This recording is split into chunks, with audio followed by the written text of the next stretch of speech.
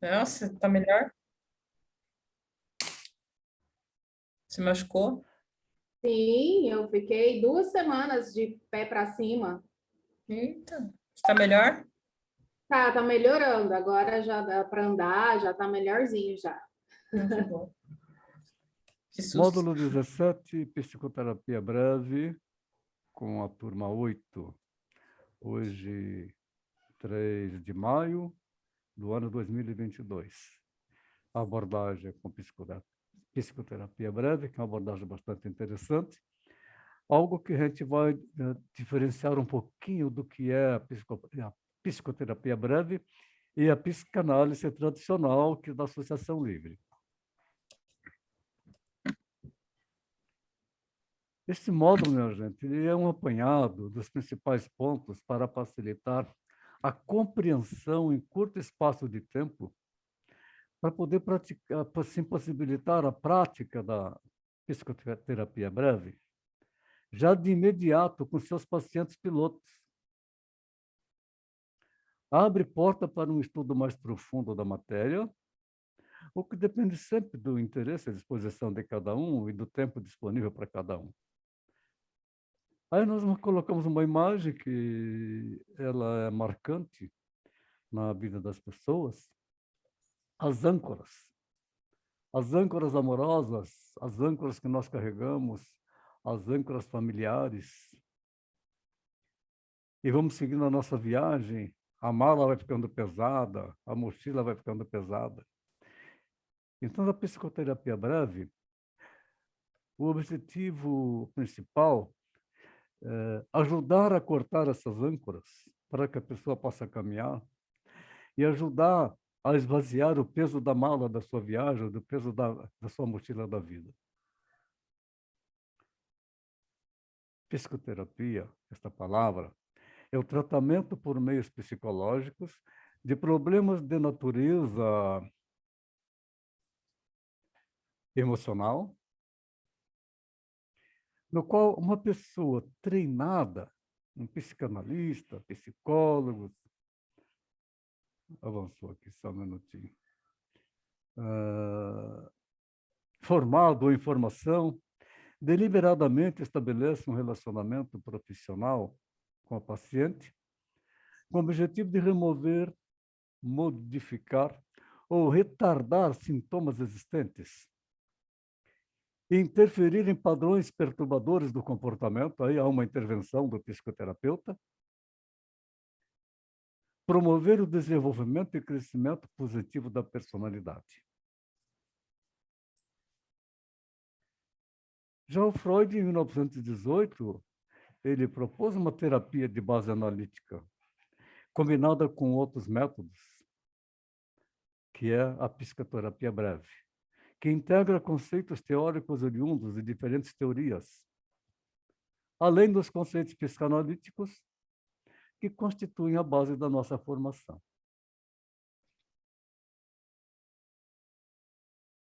A PB, psicoterapia breve, admite várias abordagens, como a psicanalítica, a comportamental, a cognitiva, a psicodramática, prestar menos ou mais atenção aos determinantes psíquicos atuais ou infantis, a história de vida familiar e pessoal, ao sintoma, ao comportamento, ao funcionamento consciente ou inconsciente.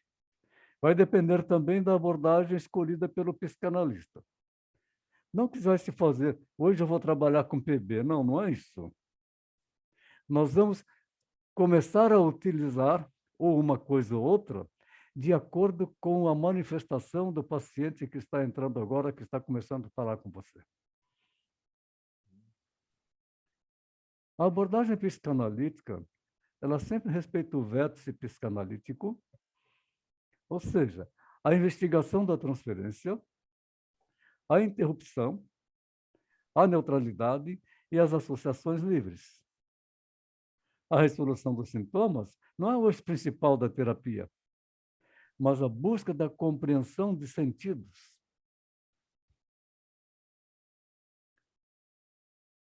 na abordagem da terapia psicodinâmica, que tem Fiorini como bom exemplo, a teoria é de origem psicanalítica, mas o modo de trabalhar difere do verso psicanalítico.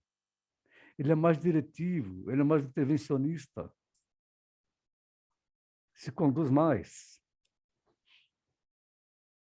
A terapia cognitiva se baseia na premissa da inter-relação entre cognição, emoção e pensamento no funcionamento do ser humano. E salienta a importância do pensamento sobre o afeto. E como é importante, quando nós já falamos do afeto lá no começo do nosso curso. Também influencia o comportamento, o aspecto biológico e o ambiente.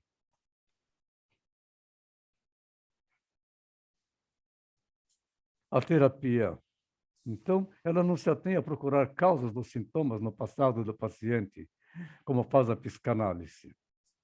Aliada à terapia cognitiva, é a abordagem mais indicada pelos psiquiatras por ser mais direta e de simples realização. Embora em determinados casos que nós estamos na busca de a causa, a origem do sintoma, há algo que às vezes até se parece com psicoterapia breve, como eu vou fazer um relato para vocês daqui a pouco. Na abordagem PNL, o que acontece? É ligar o cérebro.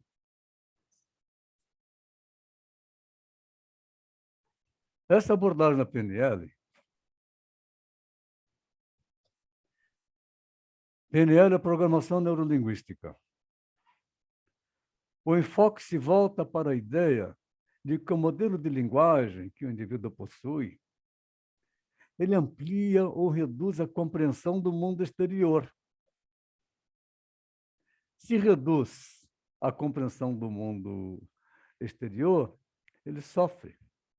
E se amplia a percepção do mundo interior, ele também fica em neurose, em desespero. Ao acreditar que a linguagem influencia a nós e aos outros, a PNL busca os padrões que, sem percebermos, utilizamos para nos relacionar com o mundo e conosco, constantemente. Fazemos isso automaticamente. A PNL é uma abordagem pseudocientífica que visa aproximar comunicação, desenvolvimento pessoal e psicoterapia, criada por Richard Bandler e John Grinder, na Califórnia, Estados Unidos, na década de 1970. Depois já tomou um vulto mundial, PNL, Programação Neurolinguística. Eles afirmam que existe uma conexão entre os processos neurológicos, a linguagem linguística e os padrões comportamentais aprendidos através da experiência, que é a programação, e que esses podem ser alterados para alcançar informações específicas e metas na vida.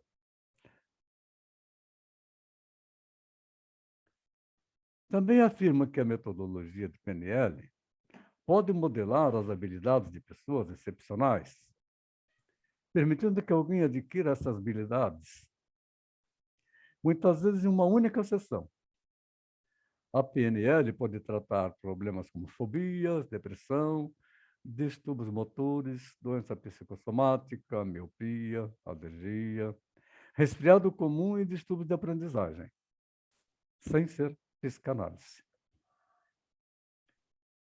O Freud já adotava, na ocasião, uma definição curta e cheia de sentidos, onde ele dizia: pode-se comparar a psicoterapia com uma façanha realizada pelos holandeses com seu Mar do Sul, uma drenagem, onde a mar deve aparecer na terra. Eis o que aconteceu com o Mar do Sul e ainda acontece. A Holanda, traduzindo a psicoterápica, a tarefa, e onde há inconsciente deve aparecer o consciente, psicoterapia é a conscientização do inconsciente. Então, se psicoterapia é a conscientização do inconsciente, ora, então tem tudo a ver com a psicanálise. Porque a psicanálise, o momento da cura, é quando o inconsciente se torna consciente. Então, muita coisa se comunga. E, geralmente, o paciente chega ao consultório em estado de ambivalência e, após certo tempo, deverá sair em estado de univalência, resolvido. No início da análise, a análise era consciente e inconsciente. Mas para que experimente uma vida saudável, o seu inconsciente deve desaparecer. Isto é, duas coisas antagônicas devem dar lugar a uma coisa só: o fortalecimento do ego. Então, psicoterapia, num sentido bem amplo, é qualquer método de tratamento dos distúrbios psíquicos e emocionais que utiliza dos meios psicológicos para o tratamento, estabelecendo, portanto, uma relação terapeuta-paciente. Na psicoterapia breve, o terapeuta ajuda o paciente a se ajudar, mostrando para ele o caminho. Portanto, ele assume um papel mais diretivo e ativo, despreza a neutralidade e a abstinência e não trabalha com atenção flutuante, e sim trabalha no aqui e agora. O que está acontecendo neste momento? O que é psicoterapia breve? No sentido bem amplo, é qualquer método de tratamento dos distúrbios psíquicos e emocionais que utilize dos meios psicológicos para o tratamento, estabelecendo uma relação terapeuta-paciente. A psicoterapia breve integra conceitos teóricos oriundos de diferentes teorias, além dos conceitos psicanalíticos que constituem a base da nossa formação profissional no Instituto de Ego. Na psicoterapia breve, o psicanalista ajuda o paciente a se ajudar. Para tanto, ele assume um papel mais diretivo e ativo, despreza a neutralidade em relação àquilo que ele está falando, a abstinência e não trabalha com atenção flutuante, mas observa e analisa o discurso que apresenta situações recorrentes em conflitos. E essas situações recorrentes que a pessoa tem que saber enfrentar. O objetivo de fazer que o paciente conheça suas capacidades, isto é uma afirmação que a gente tem que ter constantemente, de que o ser humano, ele não tem noção das suas capacidades, ele bloqueia. Ele não sabe do que ele é capaz. À medida que ele vai se libertando e vai desejando de se desenvolver, aí sim ele começa a ter uma liberdade de liberar as suas potencialidades. Então, temos que ensinar assim, a aprender a lidar consigo mesmo. Além de conhecer a si mesmo, o paciente precisa adquirir suporte emocional para fazer frente às dificuldades que aparecem no dia a dia, sem vê-las como fantasmas aterrorizantes, e sim como algo que faz parte do contexto da vida de todas as pessoas, que também talvez até possa ser uma oportunidade de desenvolvimento, e que precisa ser visto como normal. A abordagem psicanalítica respeita o verbo psicanalítico, a investigação de transferência, a interpretação, a neutralidade e as associações livres. Na PB, o objetivo é que a pessoa consiga ver a luz no fim do túnel. Porque ela chega em ambivalência, ela está em conflito, ela não consegue encontrar a luz no fim do túnel. Então, a resolução dos sintomas não é o eixo principal da terapia, mas a busca da compreensão de sentidos. na psicoterapia breve de orientação psicanalítica, o psicanalista procura trabalhar com a interpretação seletiva de todo o material trazido pelo paciente em suas associações livres. Então, nós vamos usar uma e outra. Não que tenha que ser só uma linha, usamos as duas. Na breve, o psicanalista trabalha em torno do foco, orientando o processo associativo, procurando trabalhar com uma interpretação seletiva de todo o material trazido pelo paciente em suas associações livres. Uso de metáforas e pontuações eficazes do aqui e agora.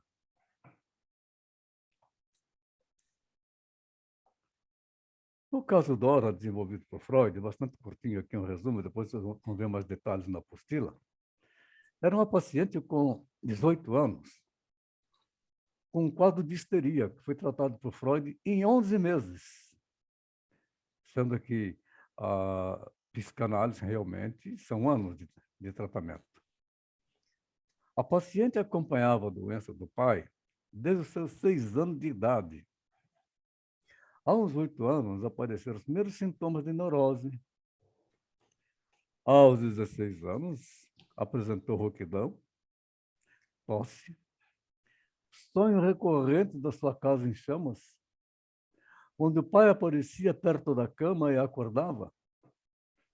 Ela se vestia rapidamente e a mãe lutava para salvar uma caixa de joias. Aí, nesse momento, o pai dela dizia para ela: eu me recuso a ser queimado com os meus 2 filhos por causa de uma caixa de joias. Saem correndo e Dora acorda. Depois que ela tomou consciência, através da interpretação dos sonhos, ela se casou e nunca mais teve uma recaída nesse sentido. O caso do homem dos ratos, neurose obsessiva, de um advogado de 30 anos, que temia que algo pudesse acontecer com as 2 pessoas que ele mais amava, seu pai e uma moça que era admirada por ele. Tinha o impulso de cortar a garganta com uma navalha, mas nunca chegou a fazer isso. Possuía desejo de olhar mulheres, ele era um voyeur, mas temia que algo terrível lhe acontecesse se ele fizesse isso. O medo que ele tinha era que ratos entrassem no ânus da moça, que ele gostava, e de seu pai falecido há 9 anos. Este caso de neurose grave foi tratado durante 1 ano, restabelecendo a personalidade do paciente e removendo as suas inibições. Então, o psicoterapeuta do século XXI precisa ser treinado de forma que possa desenvolver a sua criatividade para integrar as diversas abordagens terapêuticas em benefício do seu paciente, por isso temos que ter um conhecimento mais amplo. E sim, encontrar a peça que encaixa no quebra-cabeças que é o paciente que nós estamos trabalhando. Está chegando aí a Graça, que bom.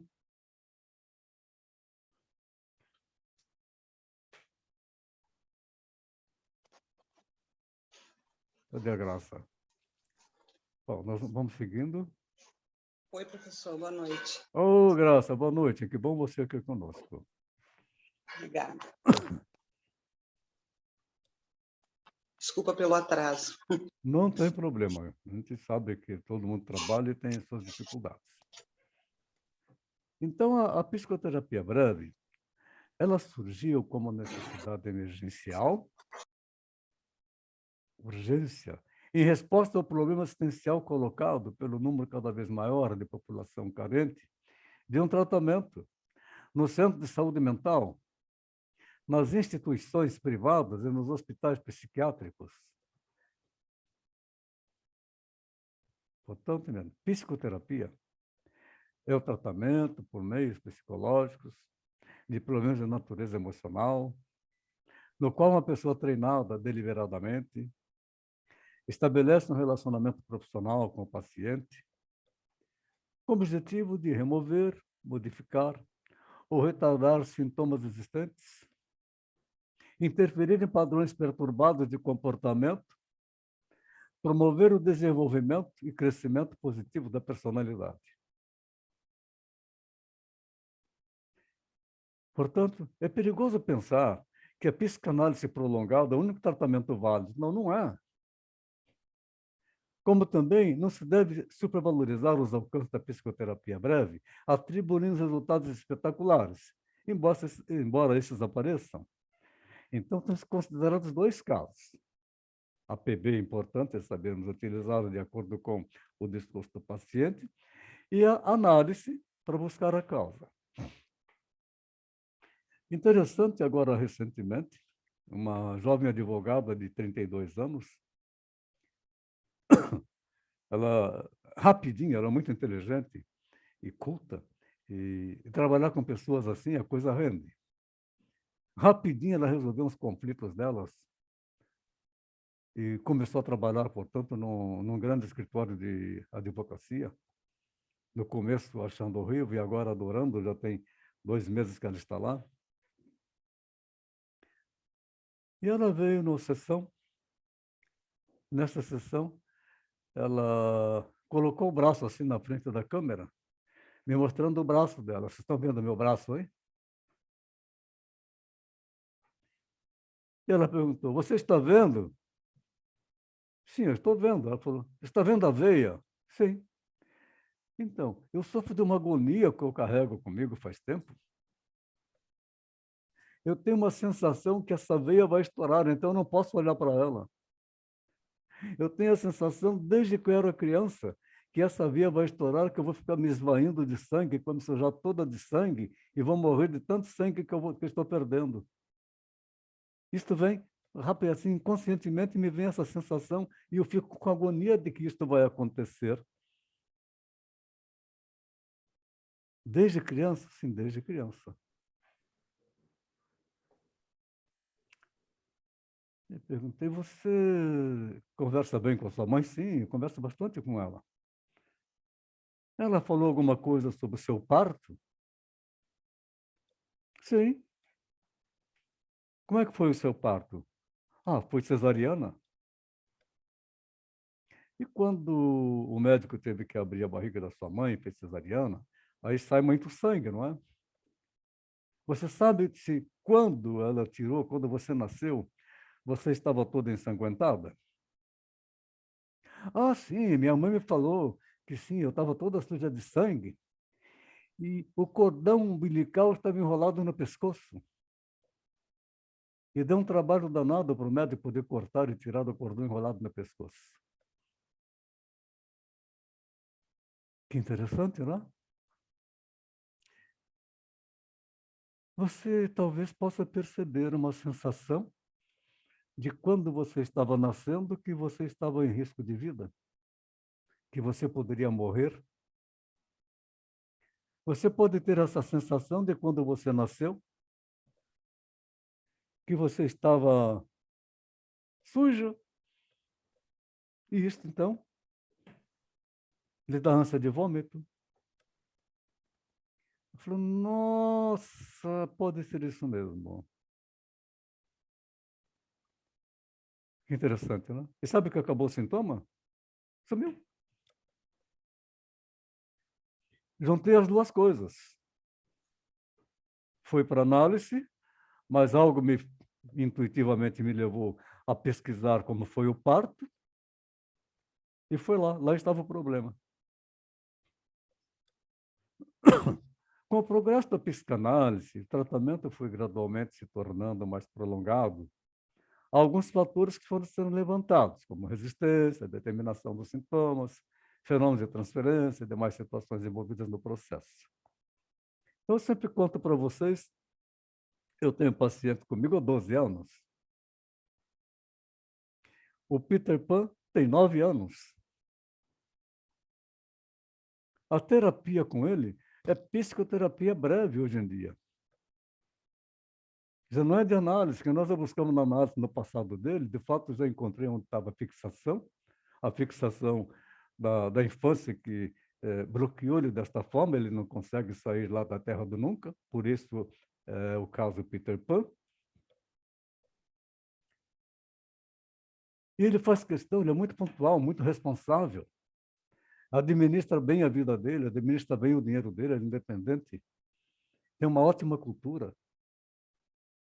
E faz questão de continuar em terapia, porque ele mesmo fala assim, nossa, eu não vou parar nunca de fazer terapia, porque aqui eu posso ser eu. Eu posso falar qualquer coisa. Porque ele não pode ser ele quando está com as outras pessoas. Freud se achava empenhado, no início da sua teoria, a buscar rápidas curas, dirigidas para a solução de determinados conflitos e sintomas. Então, ele, como foi o pioneiro, começou a desenvolver todas essas técnicas que nós utilizamos hoje, esse conhecimento que ele nos legou. No Brasil, o crescimento da psicoterapia breve tem se verificado nesta última década com a demanda de publicações sobre o assunto por parte de autores brasileiros. Como evento marcante, nós tivemos o primeiro encontro nacional de PB, realizado na PUC do Rio de Janeiro, em 1984, e que deu origem a vários outros encontros e cursos no país com professores de renome internacional. Já o nosso curso, com a introdução dessa matéria, vem se tornando também um dos maiores formadores de profissionais que podem fazer uso desse valioso método de trabalho e tratamento psicoterápico. E vamos lá, então, um pouco da prática. Entrevista inicial. O encontro entre o psicanalista e o paciente tem vários objetivos que dizem respeito a 2 pontos principais. Como coletar as informações necessárias para avaliar a condição do paciente e estabelecer um vínculo terapêutico entre paciente e profissional. Essa relação psicanalista-paciente tem vários fatores que interferem na relação. Ou estão em jogo as expectativas do paciente, ele vai com uma expectativa grande que acha que nós vamos resolver a vida dele. Seu posicionamento com todos esses elementos tem componentes conscientes e inconscientes e precisam ser avaliados e considerados no desenvolvimento do vínculo terapêutico entre o paciente e o psicanalista.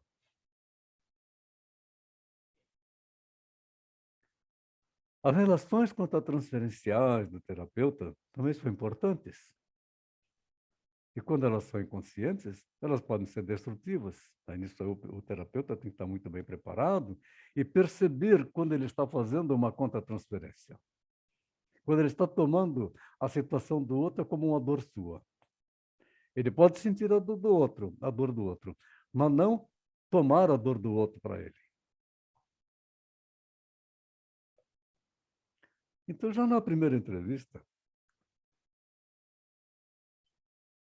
os pacientes estão ansiosos. Ele imaginou um monte de coisas que ele iria falar, ele não tem experiência do que é fazer uma sessão de análise, mesmo que já tenha passado por outros profissionais, como psicologia, como psiquiatria, assim por diante. Porque quando ele chega na psicanálise, vê que a coisa é diferente. Então, eles estão com uma ansiedade muito grande para contar suas histórias. E muitas vezes eles se calam. Eles precisam de encorajamento e, principalmente, sentir que não estão sendo julgados.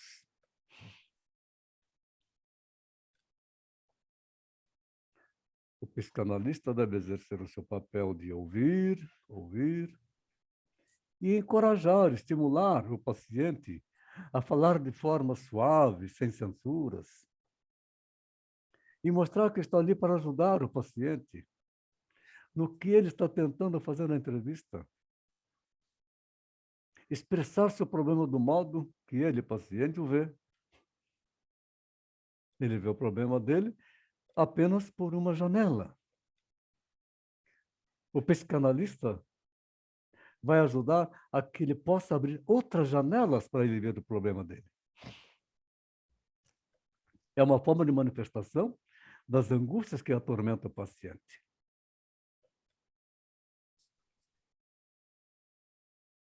Ouvir sem julgar.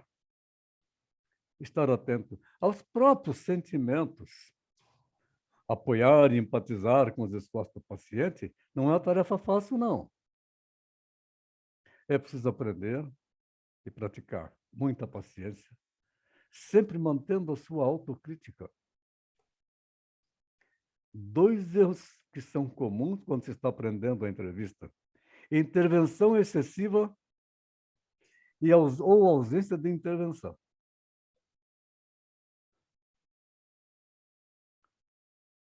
Então, nós vimos que na primeira entrevista, os pacientes estão ansiosos, querendo contar suas histórias. Mas precisa de encorajamento e sentir que não estão sendo julgados, principalmente. E o psicanalista precisa desenvolver a sua habilidade, a sua capacidade de ouvir e encorajar o paciente a falar de forma suave, sem censuras. E o psicanalista mostrar que está ali para ajudar o paciente no que ele está tentando fazer numa entrevista, que é expressar seu problema do modo que ele vê. É uma forma de manifestação das angústias que o atormentam. Para isto, eu vou contar uma metáfora. Não sei se eu já contei para vocês. Uma jovem universitária não conseguia estabelecer um diálogo com seu pai. A distância era muito grande. Ela queria conversar com o pai, mas não conseguia conversar com o pai.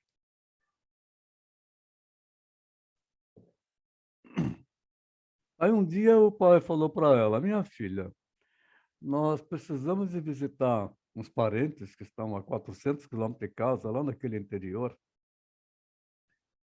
porque faleceu a minha irmã. Você vai comigo? Ela pensou: poxa, 400 quilômetros, eu e meu pai dentro do carro? Poxa, vai ser legal sim fazer uma viagem com ele, eu quero tanto conversar com ele. 400 quilômetros vai demorar um bocado. Aí, quem sabe, a gente consegue conversar. Ela falou: vamos sim, pai, vamos sim. E empreenderam a viagem. Ainda estava no começo da viagem, ela sentada ao lado do banco do passageiro e o pai dela dirigindo. Aí o pai falou para ela assim: olha só aqui que riacho lindo de águas límpidas, que campo florido, com pássaros, e que verde no fundo da mata, que coisa mais linda. Ela olhou para o lado dela, o que ela via? Um riacho sujo, campo totalmente seco e fedorento. E não tinha nada de mata verde. Era tudo cinzento. Aí ela pensou: não tem jeito. Ele fala uma coisa e eu vejo outra.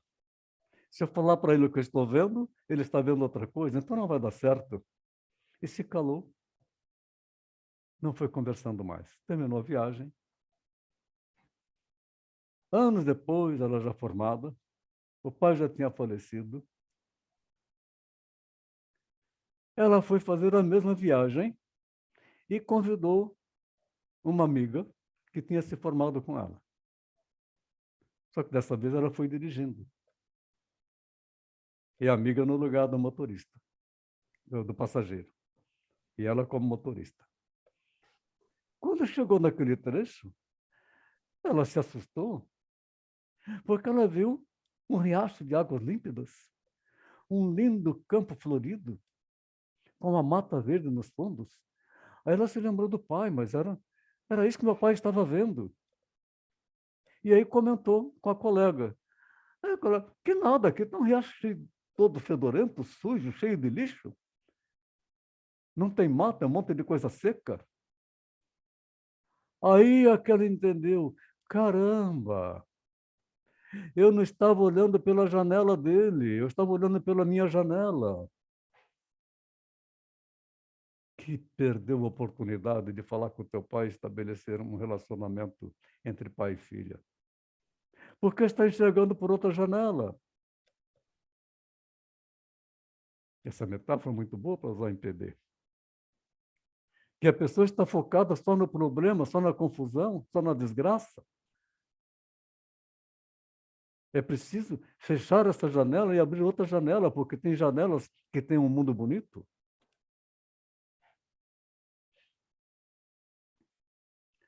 Às vezes, se quer seguir exatamente a ordem de uma anamnese, que é aquela ficha de análise, mas tem que lembrar que isso não importa. Porque o paciente pode não ter esta ordem na sua cabeça. Aí querer organizar, querer comandar, tentar forçar ele a voltar e seguir uma determinada sequência, não funciona. E cada vez que se desvia dela, acaba interrompendo ou desencorajando a comunicação. Então, é comum, quando a gente está trabalhando com o cliente, acontece que nós temos lances de PB. Às vezes ele começa a contar uma coisa, e aí se lembra de um outro fato e começa a falar do outro fato. Quando ele termina o outro fato, que é da vida dele, ele volta. Onde é que eu estava mesmo? O psicanalista pode até lembrar, mas não deve dizer para ele. Você estava falando que horas que eram quando você estava lá. Não. Simplesmente fala, continue, continue, continue.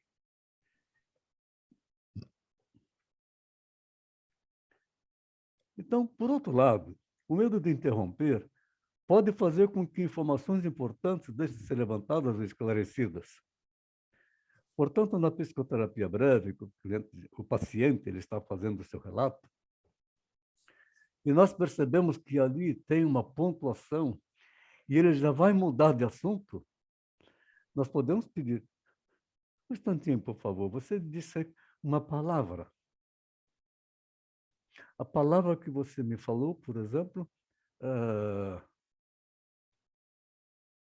eu estou tentando? O que é que você está tentando? Para ver o que sai. Aí ele vai se manifestar. No caso de uma psicóloga, que foi coordenadora de um curso de psicologia na região aqui de uma grande universidade, e que estava também fazendo análise comigo, também bem rápido, usei muita psicoterapia breve. Ela estava numa fase complicada de relacionamento, se separando do marido, e queria encontrar uma solução para isso. E ela me contando como era a situação dela com o marido, com os pais dele, com a mãe. E disse, mas apesar dos pesares, a gente vive assim, a gente vive assim, vive assim, vive assim, vive assim. Ela terminou de falar, mas, por favor, o que significa apesar dos pesares? Pronto. Ali estava o problema. Porque ela estava carregando um fardo e ela começou a chorar. Porque o apesar é que ela não estava resolvendo o apesar, ela não estava olhando a vida dela por uma outra janela. Aprisionada naquela condição. Na psicoterapia breve, também na psicanálise, o ambiente no qual a entrevista acontece é muito importante para ajudar o paciente a relaxar e a se expressar do seu próprio modo. O melhor ambiente calmo, onde a privacidade esteja garantida. Alguns principiantes trabalham conforme aquela figura que está ali, aquele desenho que parece Freud, com uma escrivaninha e as pessoas sentadas no outro lado. Essa escrivaninha passa a ser uma barreira e ele fica numa postura de autoridade. Portanto, se nós vamos atender uma pessoa, se nós só tem uma escrivaninha e tem duas cadeiras, não devemos ficar atrás da mesa, e sim ficar de frente para ele, cadeira com cadeira, sem nada no meio, não ter paredão. Fazer a anotação? Não, não se faz anotação na frente do paciente. Depois que o paciente faz, que ele sai, aí sim você faz as suas anotações. Quando o outro paciente vai entrar, antes dele entrar, você precisa ler a anamnese dele, para relembrar alguns pontos. Mas isso com a prática, através dos anos, a gente não precisa mais de anotação. Porque o nosso conjunto mental, ele se acostuma a gravar a história das pessoas. E quando a pessoa entra na sala, a gente lembra da vida pregressa dela. A gente lembra da história toda que ela já contou.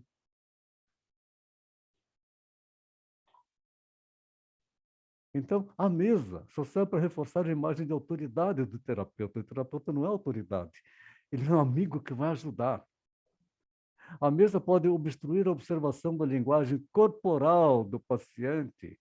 Como eu digo também que eu não sou favorável ao divã, porque tem que sentar atrás do divã. A gente não tem a linguagem corporal do paciente, que é importante essa leitura. Tanto que no final do curso, eu reforço com uma introdução de uma temática que eu desenvolvi para isto, de pesquisas que eu fiz também em novos estudos.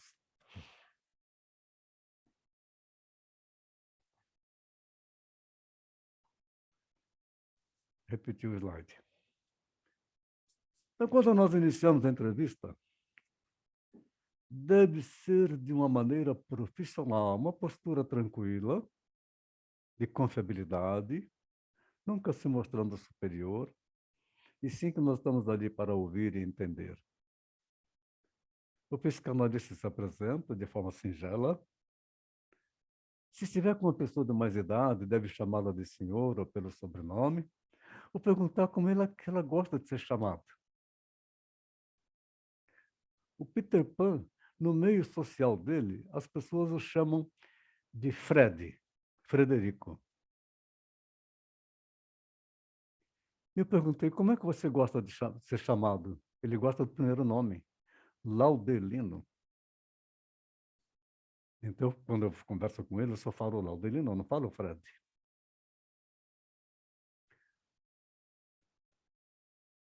E o psicanalista assim, ele vai fazendo uma identificação, respeitando a pessoa do jeito que ela é, do jeito que ela gosta. Então, nós temos que procurar deixar à vontade, ou chamar pelo sobrenome, se é pessoa idosa que faz questão de ser chamado de senhor. Muitos não gostam de ser chamado de senhor. Prefere o nome, prefere o sobrenome. Então, pergunta, como é que você gosta de ser chamado? E assim, buscar colocar o paciente à vontade no começo, com algum comentário amigável e observações sobre a proposta da entrevista, se for apropriado. É boa prática, então, fazer isso que eu acabei de falar. Pergunta como ele gosta de ser chamado. Já aqui, nesse slide, tem uma palavra aí que geralmente eu questiono essa palavra. Tentar colocar. Não. Buscar colocar foi o que eu falei. Ou colocar o paciente à vontade. Muda do que tentar. Porque se ele não fica à vontade, você pode ter uma conversa anterior que diz para você assim: ah, você tentou, não conseguiu, paciência, mas você tentou. Justificativas. E não podemos viver de tentativas, de sim,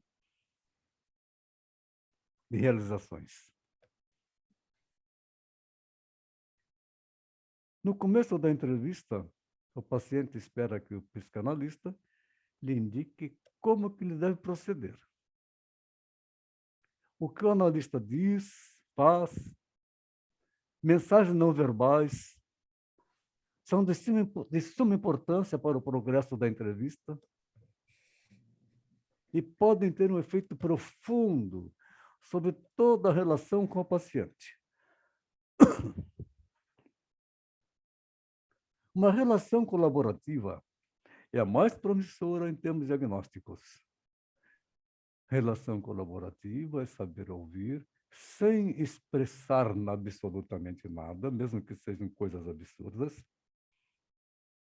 Praticar que isto não me pertence, para que você não faça uma conta-transferência. E nem que vai buscar diagnóstico terapêutico. É estabelecer confiança para que consiga uma relação colaborativa. Para isto, o paciente precisa ter alguma autonomia. Esta autonomia é dada no começo através de uma abordagem não diretiva. Fala sobre o que você quiser, sempre, para que ele possa se sentir livre.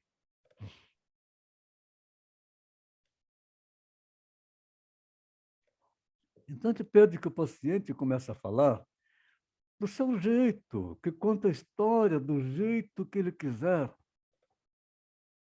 da forma como ele entende, da forma como ele se comunica. Deixando claro que para nós não tem nem certo nem errado, que não tem julgamento.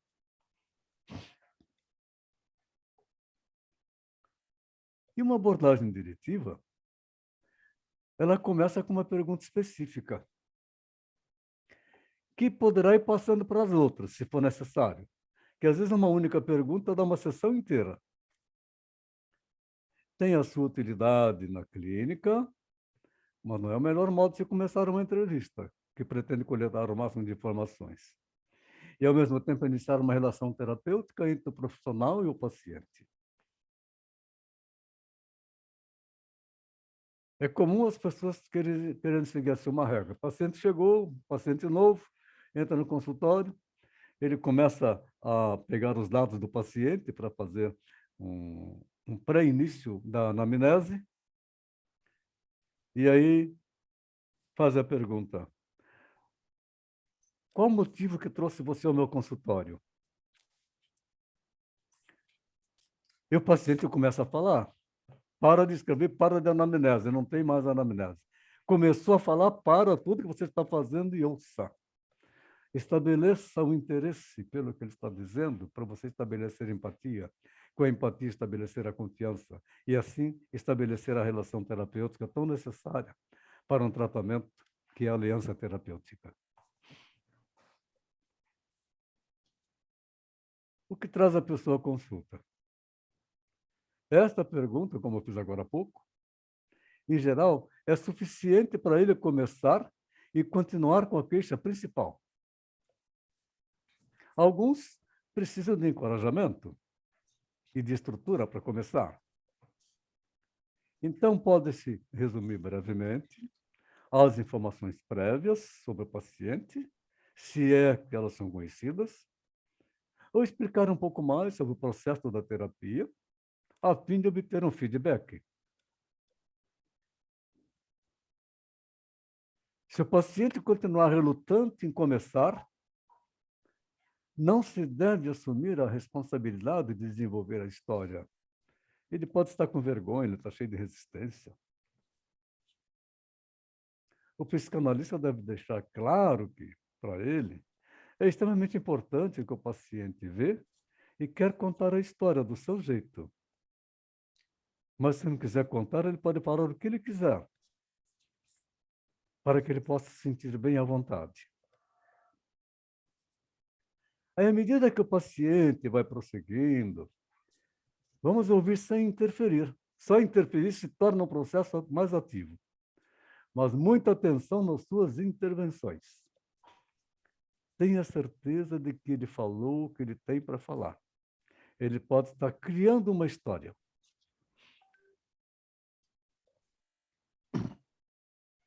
Uma entrevista aberta não quer dizer bate-papo, nem papo-terapia sem objetivo. Papo-terapia ele tem no boteco com os amigos, tomando umas e outras para diluir o superego, o que aumenta cada vez mais a depressão. Então, papo-terapia é o que eles fazem com seus amigos no boteco, nas horas de lazer, ou com parentes palpiteiros, que todos dão palpite na vida, são invasivos. Eu costumo chamar de chumbadas, parentes e amigos chumbadas, porque arremessam o indivíduo para o fundo. verdadeiras âncoras.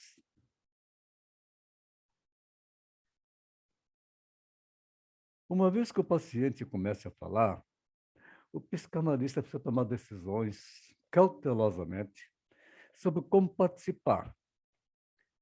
Simplesmente ouvir é uma forma de participação. Mas uma cena de cabeça ou a técnica do mugido.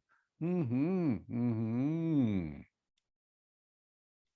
Acenar com a cabeça. Uhum. Não desaprovar o que ele fala, só. Uhum. Ocasionalmente, quando é desejável, mover para um outro tópico. Uma pergunta sobre o outro assunto pode ser feita, mas cuidado se realmente deve ser feito. Então, um dilema que sempre vamos encontrar na sessão de análise é fazer ou não uma pergunta clarificadora quando o paciente está falando de um assunto importante. Melhor é esperar para ver se a informação desejada aparece mais adiante na entrevista. Se não aparecer, talvez, então, a pergunta pode ser feita. Mas temos que ter a certeza que já está sendo estabelecido um elo, que já está havendo uma empatia para poder fazer uma pergunta. Já no momento que não vai cortar de forma abrupta, ao fluxo associativo do paciente e, com isso, trazer danos à relação terapêutica, ele abandona o consultório e nunca mais volta. Então, quando ele começa a desenvolver a anamnese, a primeira frase que o paciente diz, após ser estimulado a falar, geralmente contém muitas informações uma palavra e deve ser ouvida cuidadosamente. Esta frase não é apenas uma declaração dos problemas do paciente, mas é também uma apresentação de como ele quer ser visto, como ele quer ser tratado,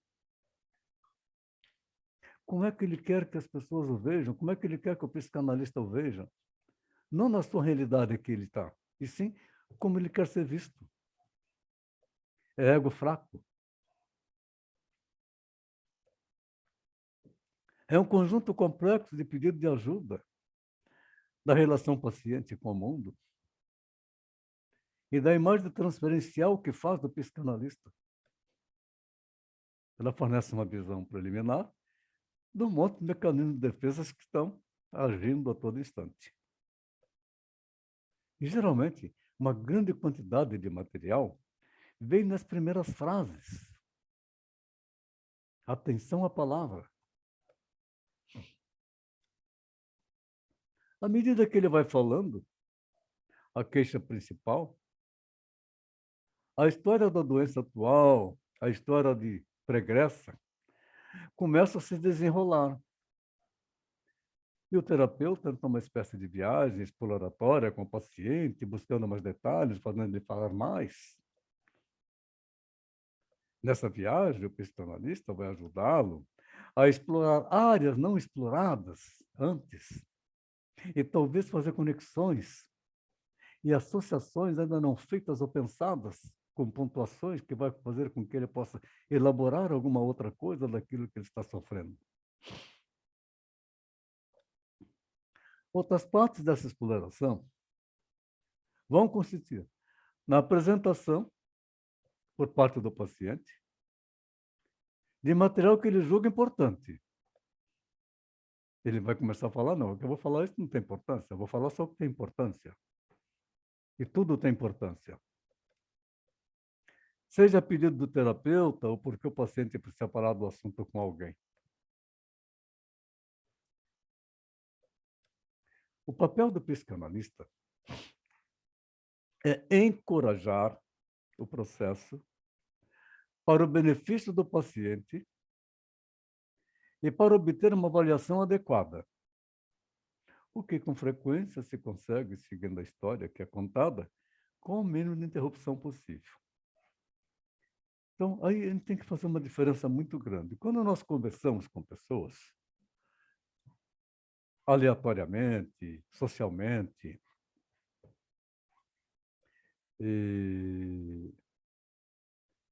nós não estamos fazendo análise. Estamos na vida social. E a pessoa começa a falar alguma coisa.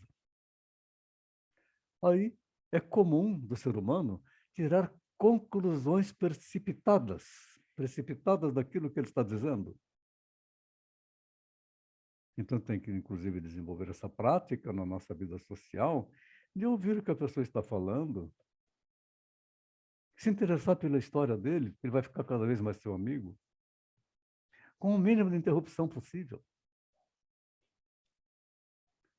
Então, uma regra geral é deixar o paciente falar livremente, enquanto informações importantes e pertinentes estejam sendo apresentadas. Quando termina a sessão dele, se você não fez nenhuma apontação, você vai anotar o que você percebeu, palavras importantes. Numa outra oportunidade, quando ele estiver novamente em sessão de análise, você poderá pontuar uma daquelas palavras. A atenção do psicanalista no relato do paciente para intervir com alguma pergunta sobre algo que tenha percebido é importante. Mas uma insistência em uma determinada ordem de procedimento não tem ordem de procedimento, minha gente. Pode interromper a associação livre e levar à perda de material importante para a psicoterapia breve. Alguns jovens, novos psicanalistas que vêm para supervisão manifestam que ficam agoniados de não saber o que perguntar para o paciente, de não saber intervir, principalmente quando se trata de paciente silencioso, aquele que quase não fala, que não fala nada. Ele tem que aprender a fazer aquele jogo que a gente brincava quando criança, jogo do mudo, ficar sem falar nada, só um olhando para o outro. E, lógico, usando a nossa técnica de fazer o rapport. E se ele não quer falar nada, tudo bem, não fala nada. Porque para que nós possamos provocar um elo terapêutico, é necessário que ele sinta que você não é mais um do meio dele. E que ele vai falar que vão começar a dar os pitacos, que vão dar palpite na vida dele.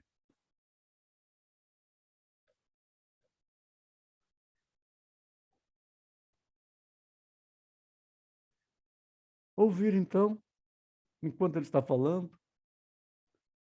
A gente pode colocar mentalmente o material daquilo que ele está falando numa perspectiva adequada. Para isso, ele precisa ter o esboço do que é importante saber sobre a história pregressa, pessoal e familiar. E, geralmente, quando ele começa a falar da história pregressa, pessoal e familiar, ele critica muito os demais e procura fazer uma proteção, um mecanismo de defesa. Então, tem fatos que ele isola, que ele não conta. Ele cria fantasias, ele mente.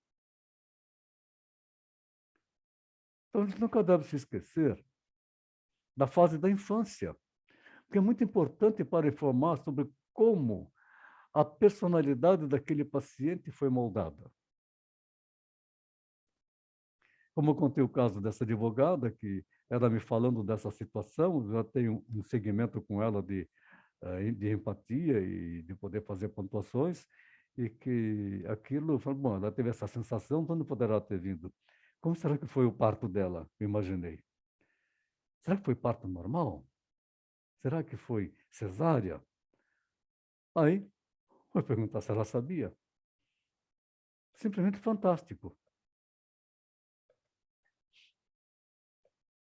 Alguns pacientes não se ajustam de modo algum a abordagens abertas. É o caso de pacientes com retardo mental leve, que é mais difícil de trabalhar, que não são capazes de abstrair e, por isso, não vão seguir as nuances da entrevista. Com esses pacientes, o psicanalista deve ter uma postura diretiva, fazendo perguntas específicas. A pressa em querer preencher os quesitos pode levar à perda de material importante. A pressa em querer terminar de preencher uma anamnese. Ora, tem anamnese que a gente nunca completa ela. Você começou a pegar aqueles dados, como nós fizemos a prática no modo da técnica psicanalítica. Nome, endereço, telefone e tal. Se você passar mal aqui, para quem que eu posso ligar?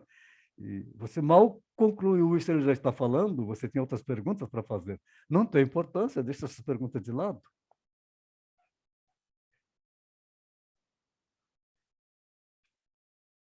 As situações de emergência requerem entrevistas mais focais, com perguntas específicas, que permitam levantar informações suficientes para se tomar uma atitude. Como exemplo, indicar ou não uma internação, instituir tratamento ou indicar psiquiatra. Na fala, a gente percebe um punhado de coisas que nós podemos imaginar que deve se seguir. Tem um paciente aí que é um empresário de sucesso, trabalhador, como sempre, a vida inteira trabalhador. A empresa dele é uma empresa individual, mas é uma empresa que fatura mais de 1 milhão por mês. E ele acorda agoniado. Com todo o resultado que ele tem, acorda agoniado. E uma agonia que ele reclama muito é que paga muito imposto. A empresa fatura 1 milhão, mas só de imposto paga 130 mil reais todo mês. Então fica angustiado com isso. Então tem que trabalhar isso de forma que ele possa começar a resolver e entender o que ele pode fazer com isso. Para estabelecer, portanto, um elo psicanalítico com ele e buscar entender sobre a atividade empresarial,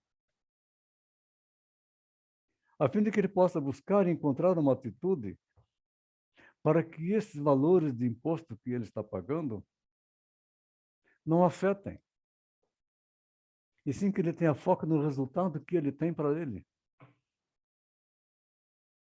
Mas a gente causa que ele fica tão agoniado que talvez nós temos que indicar algum outro tipo de pessoas.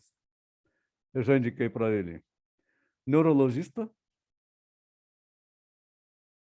e recentemente ele me falando que de vez em quando ele tem taquicardia, sente um aperto no peito, indiquei para ele também cardiologista, para que a gente possa ver se ele está em condições orgânicas íntegras. Você tem algum problema? Porque na fala dele ele pode estar realmente indicando que tem algum problema de orgânico que precisa ser tratado. Outra situação que requer uma abordagem mais diretiva é quando a gente faz uma avaliação com a finalidade de dar um parecer. Não tenha pressa em dar parecer, nem vamos dar parecer, minha gente, é perigoso. O que às vezes ocorre a pedido do profissional encarregado do caso, ou laudo. Neste caso, o foco da entrevista será a questão que motivou o pedido para esse laudo. Cuidado com o laudo. Geralmente, o psicanalista não dá laudo. O psicanalista não dá diagnóstico, embora ele tenha feito a identificação e tenha feito um laudo. Ele vai trabalhar o laudo. Alguns casos requerem entrevista com familiares. É bastante complicado isso, tá? Algumas vezes as informações colhidas com o paciente são insuficientes. E será necessário chamar familiares ou amigos que possam complementá-las. Mas isso só poderá ser feito após o consentimento prévio do paciente. Da mesma forma, se um familiar ou amigo pedir para conversar com o profissional, o cliente deverá ser comunicado E o encontro só acontecerá se for aprovado e autorizado por ele mesmo, pelo paciente. Se ele não autorizar, não vai ter conversa com o familiar, de forma alguma.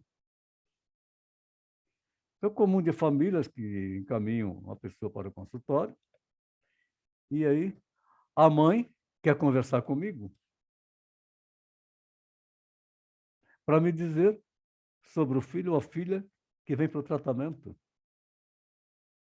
E querer até me dizer o que eu deveria fazer. Não dá, né? Eu tenho muita habilidade para trabalhar com família. A família, às vezes, ela carrega também dúvidas que ela tem sobre o seu filho, a pessoa da sua família. Eu tive uma oportunidade de um jovem contabilista, 30 anos, e que ele tentou se matar. Eu já contei para vocês do caso do suicídio, que ele tomou todos os remédios do psiquiatra, e depois a namorada dele pediu que eu fosse atendê-lo lá no hospital, no quinto andar, e no quinto andar o irmão dele estava lá, eu pedi para o irmão dele fazer a gentileza de sair e esperar lá embaixo, que eu iria abrir a janela e perguntar para ele se ele realmente queria se matar, estava a oportunidade, a janela está aberta, pode pular. Para frustrar. E ele deu risada, que ele fez tudo aquilo para chamar atenção. Aí a namorada dele me pediu para conversar com os familiares. Eu fui lá para conversar com os familiares. Eles já têm um questionamento sobre este rapaz, que ele é isso, que ele é aquilo, eles criticam ele. E nem sabem o que é psicanálise. É uma ignorância muito grande. Fica bastante difícil de trabalhar assim. No caso, quando nós temos pessoas envolvidas, crianças principalmente, e que nós sentimos que precisamos falar com seus familiares, a gente vai perguntar para a criança se ela permite que a gente converse com os pais. Porque nós queremos coletar dados do ambiente familiar.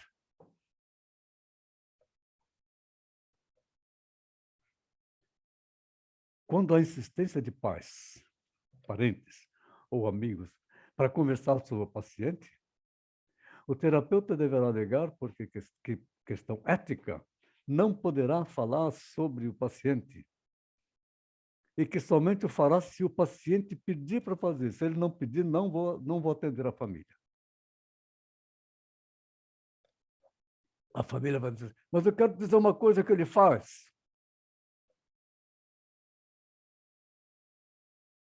Não, não precisa saber.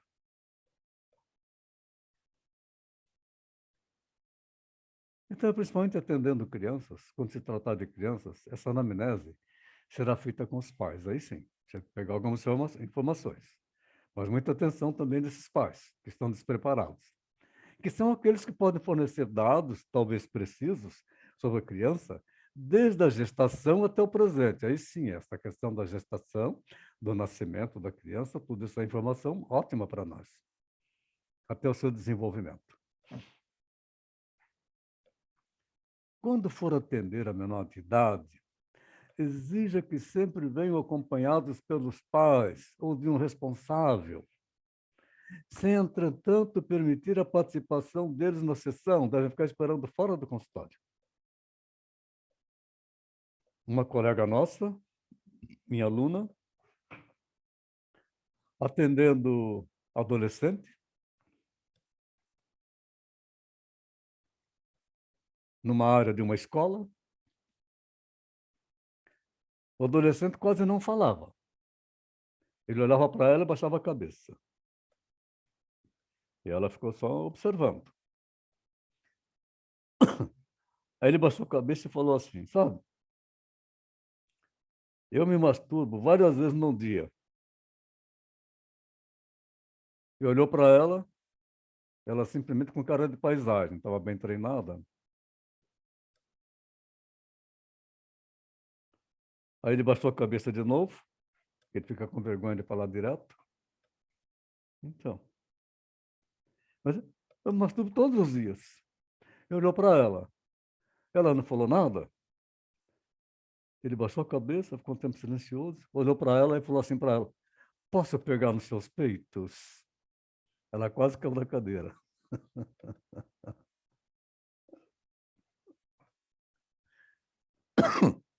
Aí ela entendeu que para atender adolescente, criança, tem que ter um responsável aguardando ali, porque podem criar fantasias incríveis.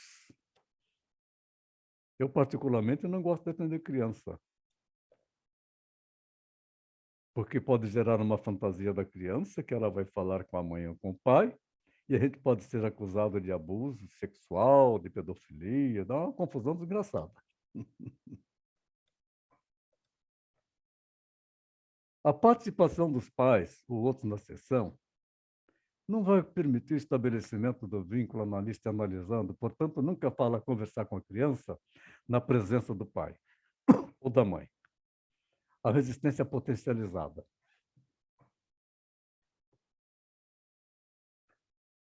Então, para a anamnese, nós sugerimos dois modelos de anamnese. Um para crianças e outro para adultos.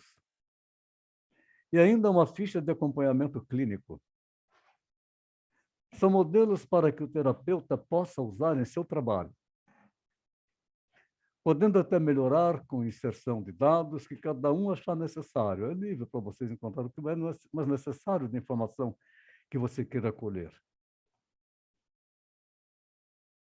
O início da anamnese deve ser feito informando ao paciente que as informações que estarão sendo anotadas são de uso exclusivo do psicanalista, que não sai dali nem com mandato judicial, garantindo a ele que nenhuma outra pessoa vai ter acesso às informações que nós estamos coletando.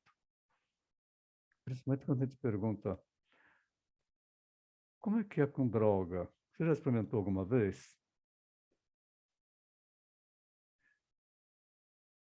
Como é que é a vida sexual?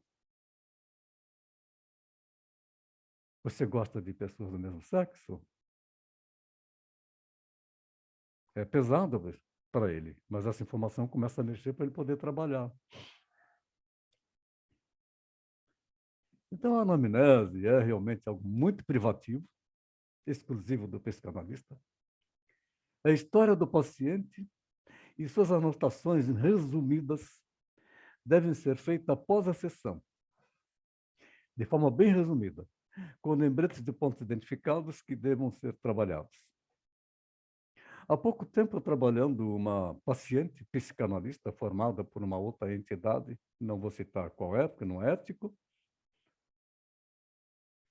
e aí conversando, e ela também resolveu vir fazer o curso de psicanálise, e eu vi que ela conversando e ela anotava as coisas.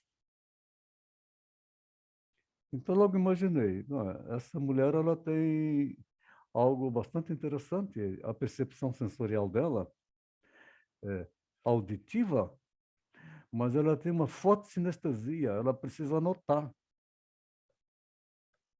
E ela atende, ela tem consultório.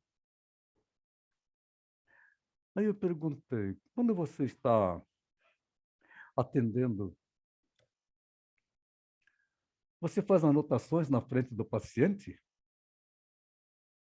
Ah, faço sim, mas eu peço permissão, já justificou.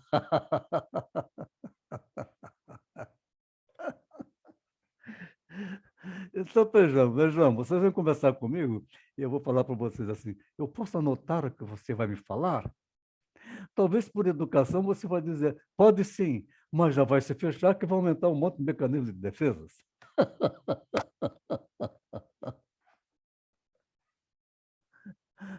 Aí quando eu falei para ela, que tal? Agora que nós estamos conversando, se eu for também perguntar para você, se eu posso anotar as coisas que você está me falando?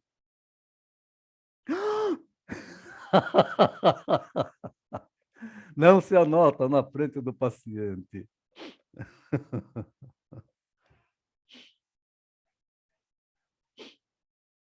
A anamnese é dividida em 6 grandes itens. Identificação, importante. Queixa principal. história da doença atual, a neurose, história patológica e pregressa, a história pessoal, a história familiar, se interessar pela vida dela em todos os detalhes, a história profissional. Opiniões pessoais do examinador devem ser evitadas, você não vai nunca apresentar a sua opinião. As anotações devem espelhar o relato do paciente ou dos seus acompanhantes. A fonte de dados registrados, bem a qualidade da informação, devem ficar bem claras. Para isso, podemos usar frases assim: o paciente informa que, ou de acordo com o relato da mãe do paciente, que informa bem, opa, mas de acordo com o relato da mãe, mas e o relato do paciente? Ou ainda não foi possível colher mais dados? O paciente não informa bem? Ou eu que não estou entendendo o que ele está querendo dizer?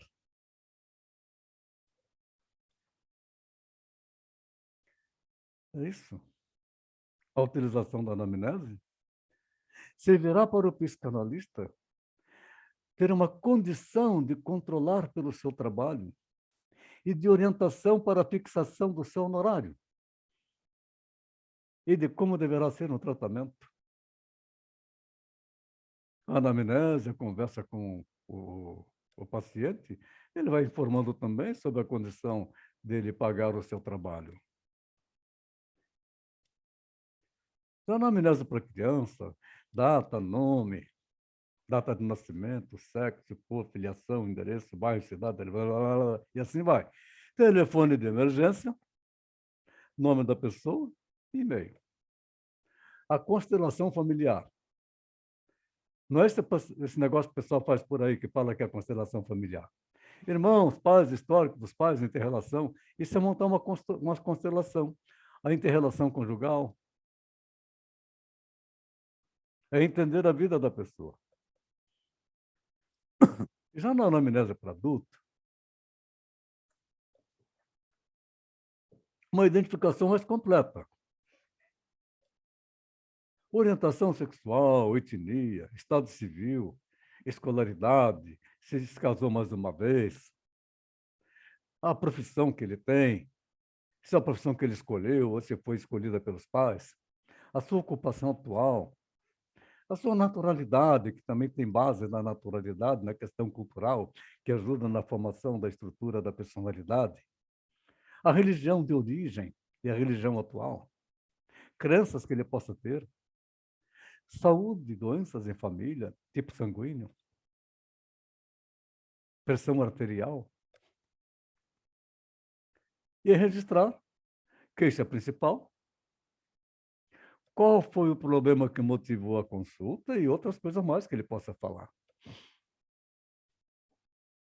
A história da doença atual. Desde quando? A instalação disto. Curso dela, duração, eventos temporalmente associados com a instalação da doença. Exacerbação ou remissão? Problemas médicos, problemas de saúde. Problemas socioeconômicos. Relações interpessoais. A situação escolar ou laborativa. A história patológica pregressa. A história médica. Problemas médicos concomitantes. História média pregressa, tabagismo, etelismo, uso de drogas, vícios em geral. Da história pessoal, psicossocial, período pré e perinatal, condições de gestação e parto. Quem é a principal figura parental? No período pré-escolar, como é que foi o desenvolvimento psicomotor?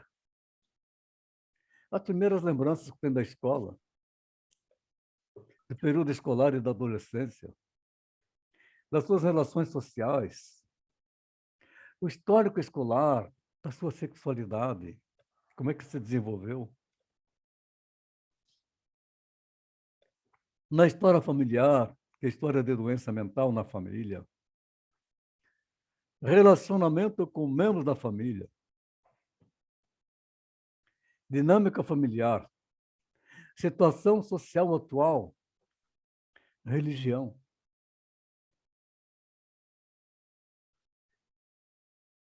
Então, minha gente, nós podemos concluir que a psicoterapia breve será usada por decisão do psicanalista diante da situação que pode surgir numa consulta, mesmo que sejam pacientes que já estão em tratamento de psicanálise.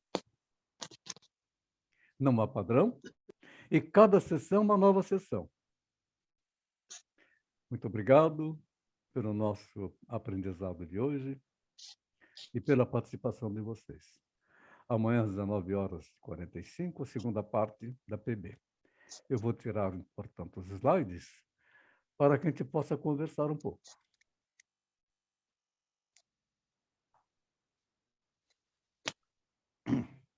Deixa eu tirar. Saiu os slides agora, aparecendo todo mundo aí, certo?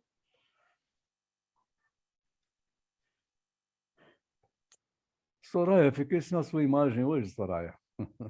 Pois é, eu fiquei sem o computador do meu marido, que ele está fazendo umas atualizações ali, Aham. e aí fiquei aqui na pobreza do meu notebook, mas deu para ouvir bem, deu para ver os slides. Ok. Os slides, é bom que você vai lendo a apostila. Nos slides eu coloco imagens, coloco também uma forma diferente, que quando você for estudar, você vai memorizar isso e talvez vai te ajudar a melhor compreensão, não é verdade, Soraya? Sim, sim, eu gosto de ir acompanhando a apostila, eu já vou marcando a apostila. Uhum. Tem alguma pergunta? Não, Não? Tudo bem? não, hoje não. Ok. Graça, Oi, professor. Foi algum muito bem comentário, alguma explicada a aula, pergunta, né? minha querida?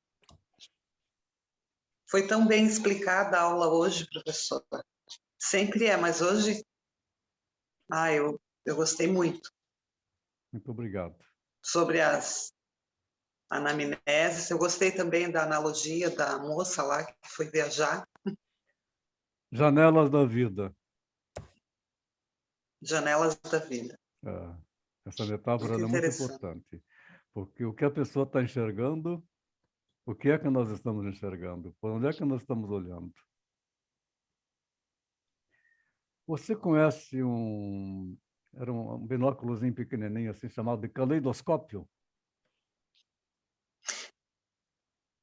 Mas era binóculo onde tinha Tipo, tipo, fotos? tipo binóculo, é. Que a gente pegava aquele binóculo e ficava olhando, cada um enxergava de um jeito. Uhum, uhum. Interessante, né? Sim.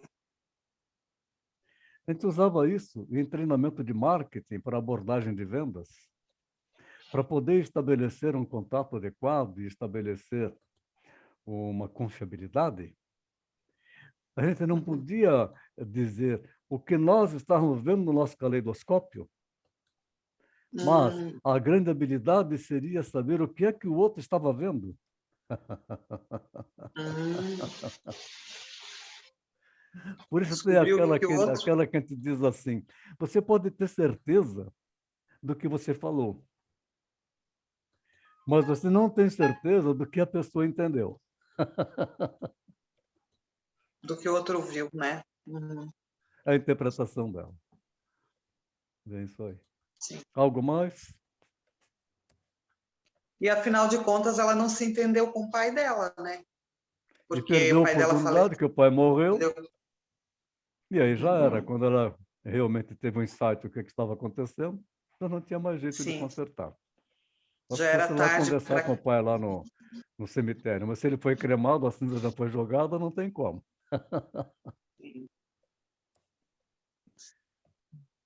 Eu tenho um caso Ah, de um paciente em que ele tinha um conflito com o pai, porque o pai o abandonou, deixou ele com a mãe, e a mãe era prostituta.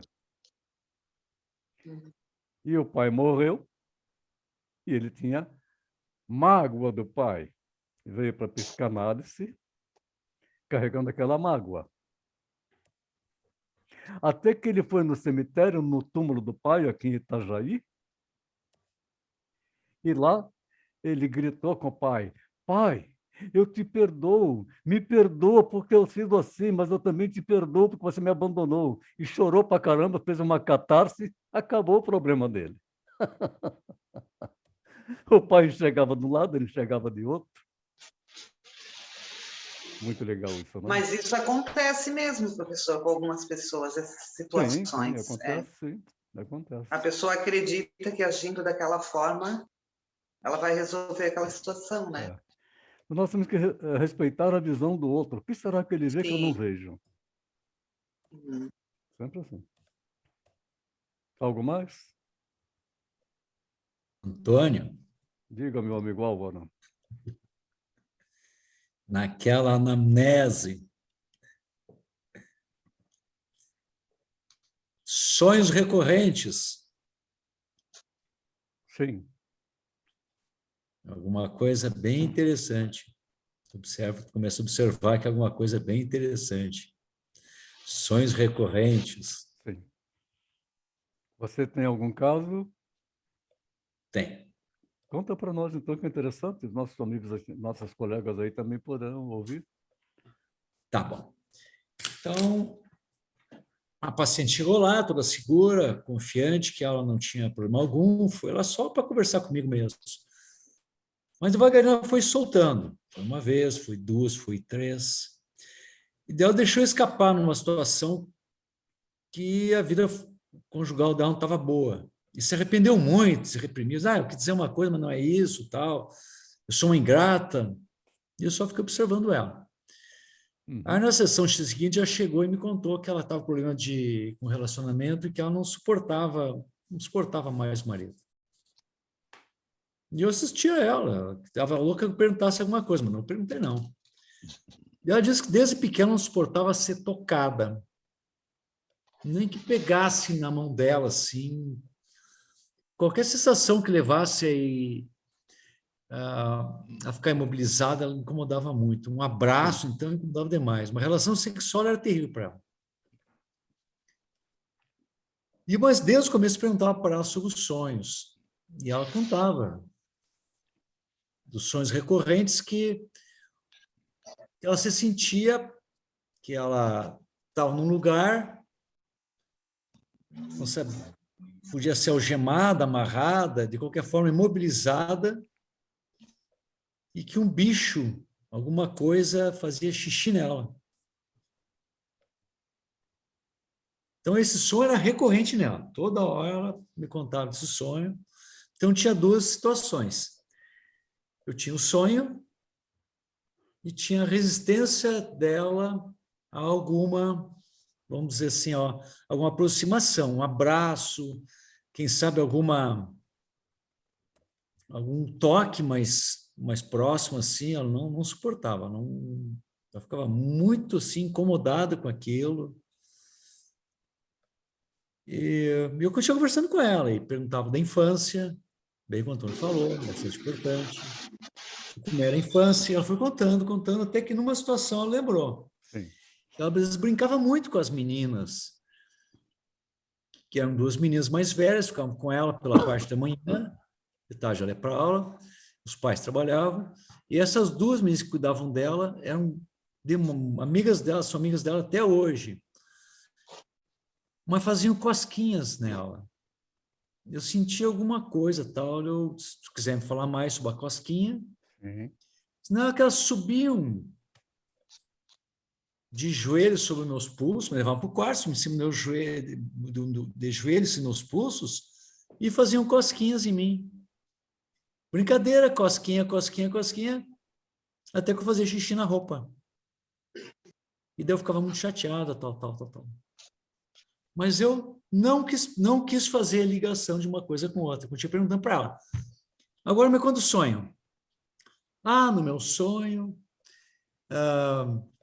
eu ficava algemada, amarrada, tal, e um bicho fazia xixi em mim. E eu ficava indignada, sentia até o cheiro de urina, tal, me incomodava bastante, tal. Tá, agora me conta as meninas. Porque ela é um tipo assim, bastante narcisista. Se eu desse qualquer dica para ela, eu acho que eu quebraria com a situação. Uhum. Até que numa situação em especial, ela me contou o sonho, olhou assim para cima, eu digo que estava acessando o infinito, né? Sim. Acessando Buscando a alguma coisa lembrança. muito distante. E ela disse, será por isso? Isso você que sabe. Bom, a partir de então, ela começou bastante... Ela, assim, ó, como eu estava num lugar que eu podia, por vezes, ver ela, eu vi numa situação logo adiante, ela abraçar o marido. Sei lá, não tinha observado até então, mas está me contando. E a partir de então ela começou a me dizer que não sabia como, mas não entendia bem o que tinha acontecido direito, mas ela tinha resolvido um pouco a situação com o marido dela tal, e foi uma coisa bastante interessante que eu percebi advindo do sonho. Muito bem. Muito obrigado pela sua contribuição, hein? Muito bom. Alguém mais? Professor, Sim. sobre o que o Álvaro falou ali, acessar o infinito, o que significa?